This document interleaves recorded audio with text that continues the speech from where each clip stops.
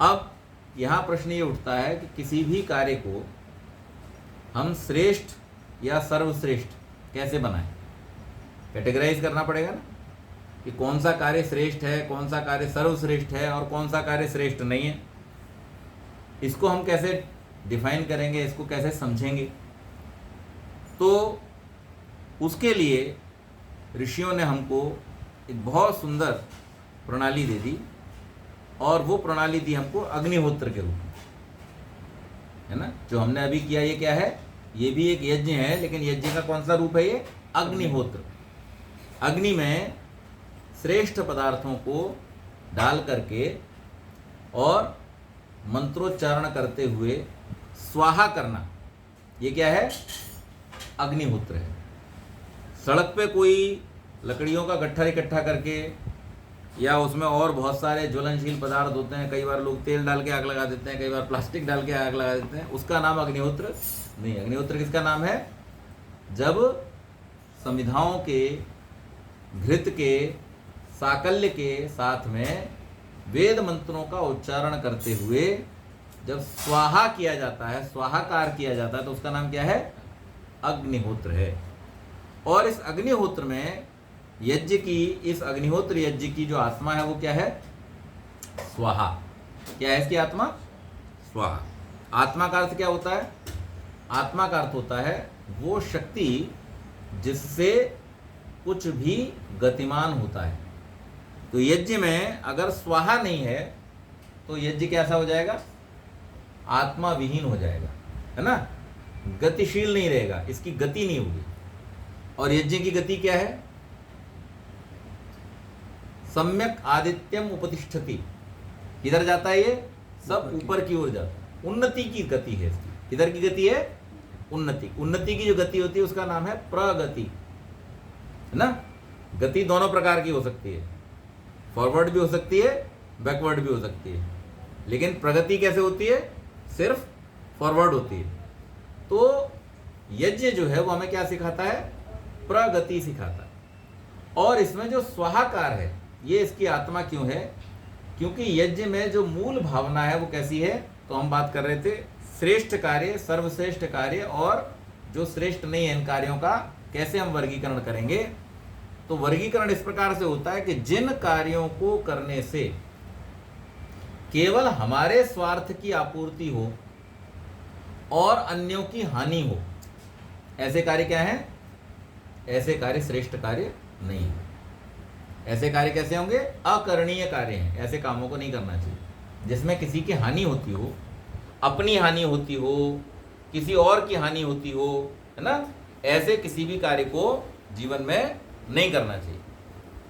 फिर श्रेष्ठ कार्य कौन से हैं? जिनसे किसी की हानि तो नहीं होती, अपना सुख बढ़ता है। ऐसे कार्यों को क्या कहते हैं?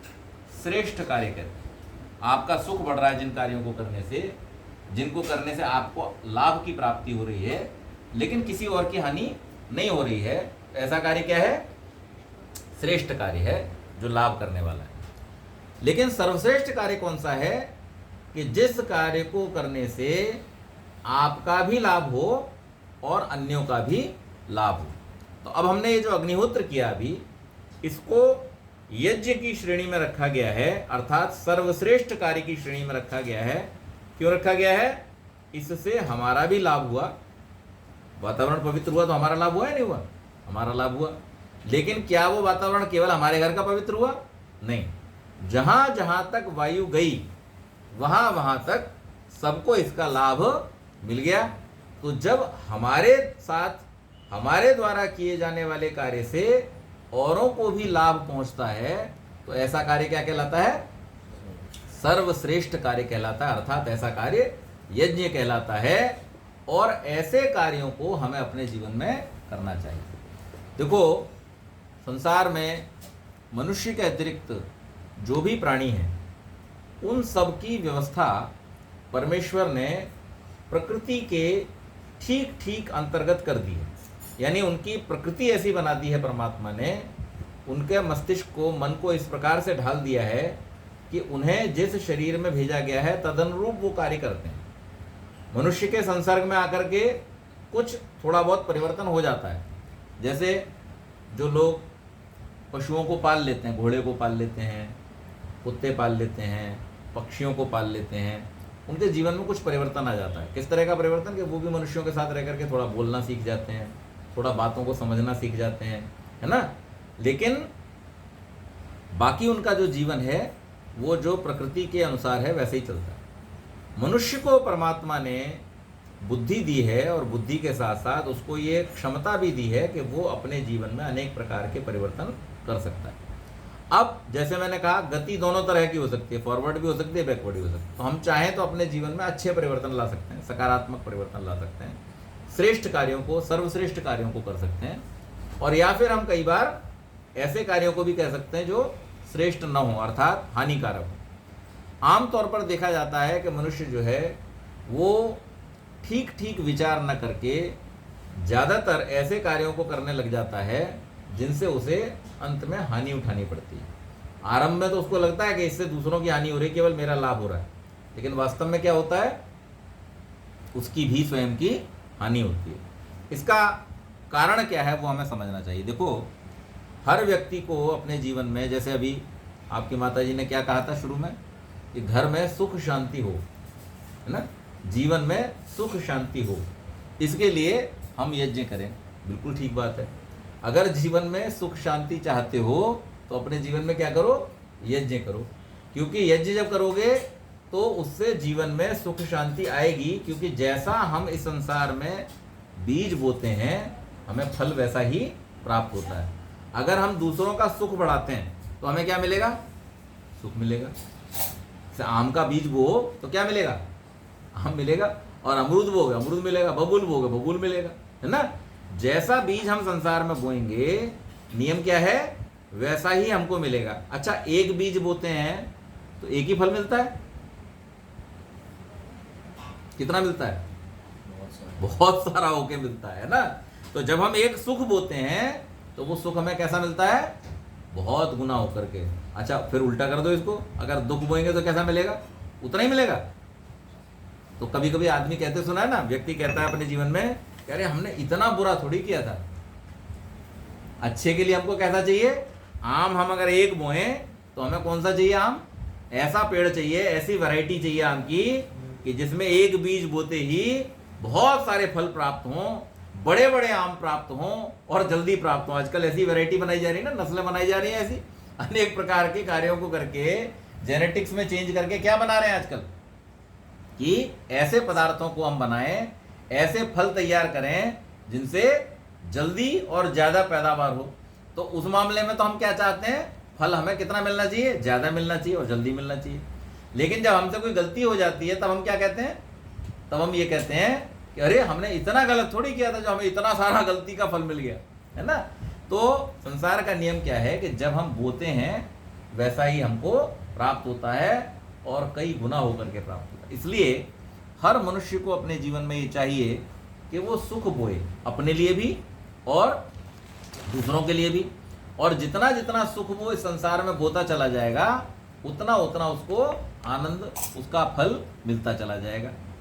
तो हमने जब यज्ञ किया और उस यज्ञ में हमने जब आहुति दी तो हमने क्या बोला, स्वाहा। और स्वाहा बोलते हुए हमने क्या किया कि जो हमारे हाथ में था उसको हमने अग्नि में छोड़ दिया। अग्नि में छोड़ने से क्या हुआ, भस्म हो गया, हो गया ना, भस्म हो गया।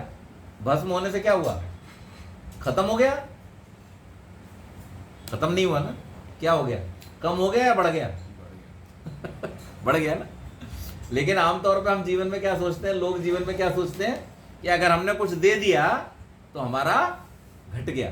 लेकिन अभी आपने क्या देखा प्रयोग होते हुए कि जब हमने अग्नि में डाला तो वो थी इतनी सी, लेकिन कितनी हो गई, बढ़ गई, बहुत बढ़ गई। और इतनी बढ़ गई कि वो सबके लिए उपयोगी होगी। अच्छा, आप अगर कुछ बांटने जाते, देने जाते तो किसे देते, ज़्यादा से ज़्यादा मनुष्यों को देते, थोड़ी बहुत चिड़ियों के लिए दाना वाना डाल देते।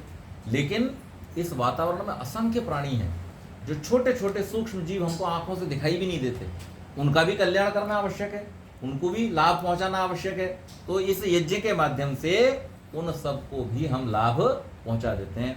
और जब हम संसार के अन्य प्राणियों का सुख बढ़ाते हैं तो परमेश्वर की व्यवस्था ऐसी है जिसमें कोई व्यवधान नहीं है कि उतना उतना और उससे कई गुना होकर के वो सुख हमको प्राप्त होता है। तो इसलिए मनुष्य के पास में परमात्मा ने ये अवसर दिया है, अन्य प्राणियों को ये अवसर नहीं। अन्य प्राणी केवल श्रेष्ठ कार्य कर सकते हैं। जैसे गऊ से आपने दुग्ध प्राप्त कर लिया और वो आपको बड़े प्रेम से दुग्ध दे देती है, तो ये उसका क्या हो गया, ये परोपकार का कार्य हो गया, श्रेष्ठ कार्य हो गया। लेकिन सर्वश्रेष्ठ कार्य करने का अधिकार किसको मिला है, केवल मनुष्य को मिला है। तो मनुष्य को कैसे कार्य करने चाहिए, सर्वश्रेष्ठ कार्य करने चाहिए। अब इसी बात को हम इस प्रकार से भी अपने जीवन में धारण कर सकते हैं कि हम अपने सब कार्यों को क्या बना लें, सर्वश्रेष्ठ बना लें। कैसे, श्री कृष्ण कह रहे हैं योगः कर्मसु कौशलम। हम अपने सब कार्यों को कुशलता पूर्वक करें। कहते हैं ना कुशलता पूर्वक करना, तो कुशलता का अर्थ क्या होता है,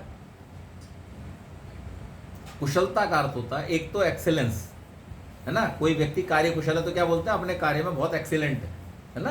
तो कुशलता का एक अर्थ होता है एक्सीलेंस और एक कुशलता का अर्थ होता है वेलबींग। तो जो व्यक्ति अपने सब कार्यों में दूसरों की वेलबींग को ध्यान में रख करके कार्य करेगा, उसके सब कार्य कैसे बन जाएंगे, ये जीव बन जाएंगे। और वो व्यक्ति वही अवस्था प्राप्त कर लेगा जो एक योगी की अवस्था होती है। योगी की अवस्था क्या होती है, योगी सर्वत्र सब जगह आनंद में रहता है, उसको किसी प्रकार का क्लेश नहीं रह जाता। हमारे जीवन का लक्ष्य क्या है, हमारे जीवन का लक्ष्य क्या है, हैं? हाँ, सर्वश्रेष्ठ कार्य करना है। सर्वश्रेष्ठ कार्य क्यों करना है, लक्ष्य क्या है। सर्वश्रेष्ठ कार्य तो हमारा एक्शन हो गया, लक्ष्य क्या है, गोल क्या है, सोचो सोचो। क्यों करते हो कोई भी काम। अच्छा चलो एक मजेदार बात सुनो। एक बच्चा लेटा हुआ था बिस्तर पे, सुबह के बज गए थे 9। पिताजी आए, पिताजी ने कहा अरे भाई उठ जाओ, पढ़ना नहीं है। तो बच्चा बोला कि पढ़ के क्या करूँगा, आराम करने दो ना मुझे। पिताजी ने कहा अरे भाई पढ़ के क्या करोगे, पढ़ के अच्छे ज्ञानवान बन जाओगे, अच्छी नौकरी लग जाएगी, अच्छा बिजनेस करने लगोगे, उसके लिए ज्ञान की आवश्यकता होती है। तो फिर क्या होगा, जब यहाँ व्यापार करोगे या नौकरी करोगे अच्छी जगह पे तो उससे धन आएगा। बोले धन से क्या करूँगा, बोले धन से फिर नौकर चाकर होंगे, सब सुविधाएं होंगी, जीवन में साधन होंगे। बोले फिर क्या करूँगा, बोले फिर आराम से जिंदगी कटेगी। बोले वही तो कर रहा हूँ है। तो क्या लक्ष्य है जीवन का, धर्म अर्थ काम, सब कुछ करके हम क्या अचीव करना चाहते हैं। हम सारा जो भागदौड़ करते हैं, पढ़ाई लिखाई व्यापार नौकरी जो कुछ भी करते हैं, वो सब क्यों करते हैं, उसका अल्टीमेट गोल क्या है, सुख शांति पाना, है ना। तो जीवन का अल्टीमेट गोल क्या है, सुख प्राप्त करना। और सुख कैसे प्राप्त होगा ये जानना उससे भी ज्यादा इंपॉर्टेंट है। हम जब तक ये जानेंगे नहीं कि सुख कैसे प्राप्त होता है, तब तक हम सुख प्राप्त कर ही नहीं सकते। बाजार में हम चले गए, माता जी ने कहा जाओ थैला लेकर के और 2 किलो टमाटर ले आना, लेकिन हमें टमाटर अगर पता ही नहीं कैसा होता है तो फिर हम ढूंढ पाएंगे, नहीं ढूंढ पाएंगे। क्या करना पड़ेगा उसके लिए, पूछना पड़ेगा, पूछ करके जान जाओगे। तो ऐसे ही जीवन में हमें जो प्राप्त करना है वो क्या है, सुख प्राप्त करना है। तो हमारा अल्टीमेट गोल है। हर कार्य हम इसीलिए कर रहे हैं। कोई संसार में ऐसा मनुष्य नहीं है, यहाँ तक कि कोई ऐसा अन्य प्राणी भी नहीं है जो दुख प्राप्त करने के लिए कोई कार्य करता हो। सब काय के लिए कर रहे हैं, सुख प्राप्त करने के लिए कर रहे हैं। लेकिन ये बड़ी विडंबना है, ये बहुत आश्चर्य की बात है संसार में कि ज्यादातर व्यक्ति, यानी प्रतिशत के हिसाब से देखें तो 95% से अधिक व्यक्तियों को ये पता ही नहीं होता है कि सुख होता क्या है और कहाँ से मिलेगा, है ना। तो ये जानना मनुष्य को बहुत आवश्यक है, तभी हमारी सारी भागदौड़ काय में बदलेगी, सुख में बदलेगी। तो उसके लिए हम क्या करें, अपने जीवन में श्रेष्ठ कार्यों को धारण करें। जब हम श्रेष्ठ कार्य करते जाएंगे, दूसरों का सुख बढ़ाते जाएंगे, तो हमें भी सुख मिलता जाएगा। तो हर काम, अब जैसे हमने पढ़ाई की, तो पढ़ाई का लक्ष्य क्या होना चाहिए, परीक्षा पास करना या ज्ञान प्राप्त करना है। अच्छा मान लो परीक्षा पास ना हो पाए तो उसको क्या मानोगे, पढ़ेंगे तो हो ही जाएगा पढ़ेंगे तो परीक्षा तो पास हो ही जाएगी, है ना। कर्म करेंगे तो फल तो मिल ही जाएगा, उसमें तो कोई डाउट है ही नहीं। लेकिन कई बार ऐसा भी होता है ना कि लोग परीक्षा तो पास कर रहे हैं लेकिन ज्ञान उनको नहीं है। जब हम अपनी बुद्धि का प्रयोग नहीं करते हैं, जब हम अपने ज्ञान का ठीक ठीक इस्तेमाल नहीं करते हैं, तो हम कई बार जो निर्णय लेते हैं वो बहुत गलत हो जाता है। इसलिए हर व्यक्ति को अपने जीवन में ये चाहिए कि वो ज्ञानवान बने, जीवन की जो वास्तविकता है, जीवन की जो सच्चाई है उसको समझे। और परमात्मा ने ये शरीर हमको क्यों दिया है, ये अवसर हमको क्यों दिया है कि हम इस संसार में रह के दूसरों का भला करें। हम अपना ही नहीं कर पाएंगे, दूसरों का कैसे करेंगे ना। तो इसलिए श्रेष्ठ कार्य करो और ज्ञानवान बनो, अपने सुखों के सही लक्ष्य को पहचानो। सुख क्या है? सुख कभी भी बाहर नहीं है। कहाँ पे होता है सुख? कहाँ होता है सुख? जैसे उदाहरण दे, बहुत बढ़िया रसगुल्ला सामने ला के रखो, कौन सा मिठाई पसंद है सबसे ज्यादा?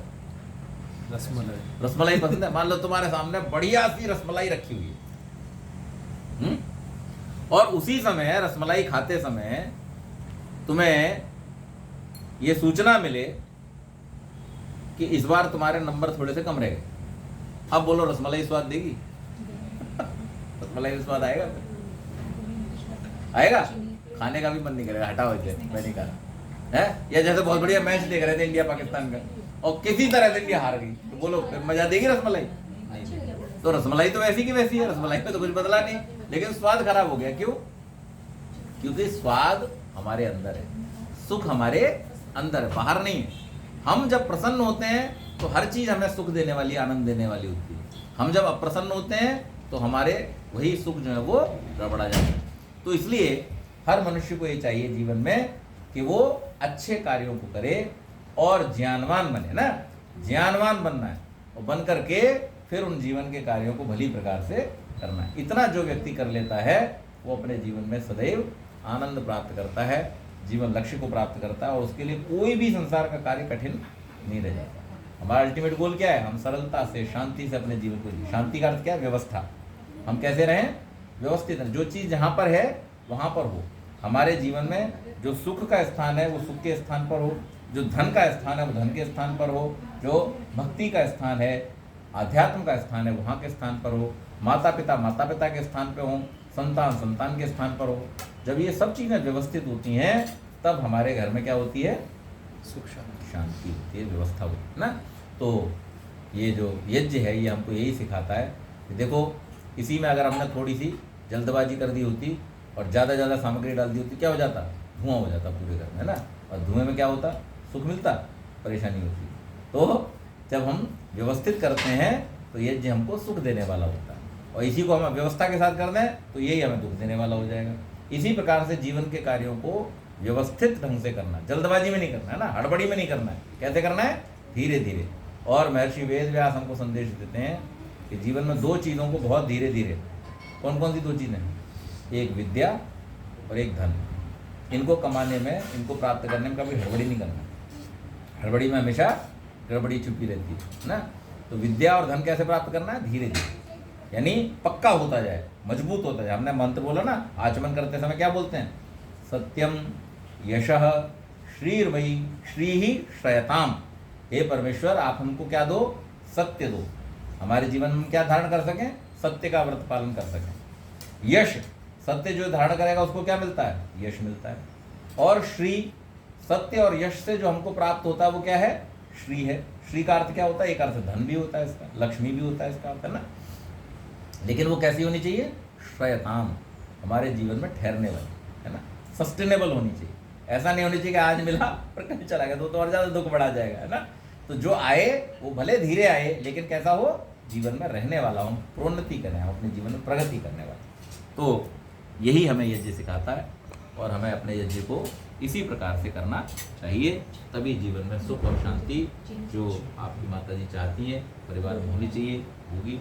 आप दोनों लोग अब 12वीं और 10वीं की परीक्षा दी ना।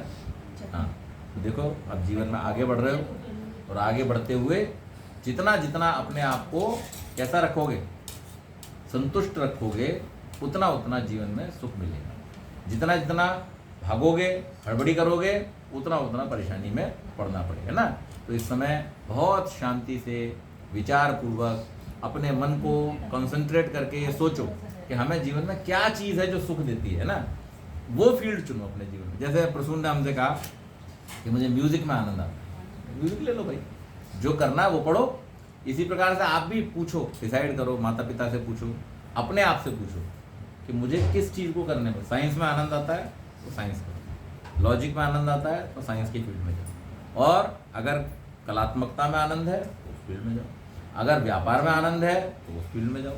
जिस भी क्षेत्र में आनंद मिलता है, जिस भी क्षेत्र को करने में रुचि है, उसी कार्य को अपने जीवन में करो। ये सबसे महत्वपूर्ण समय होता है जीवन का, जब आपको ये निर्धारण करना होता है कि हम किस दिशा में चलें ना। और किसी भी दिशा में चलते हुए गोल क्या रहेगा? गोल एक ही रहेगा, गोल चेंज नहीं होगा। क्या? कि जो हमें सुख दे उन कार्यों को करना है, और जिससे हमारे और दूसरों के सुख बढ़े, इस प्रकार से कार्यों को। ठीक है, तो ये यज्ञ का असली मतलब है, और हमें अपने जीवन को कैसा बनाना चाहिए? यज्ञ में बनाना। ठीक है।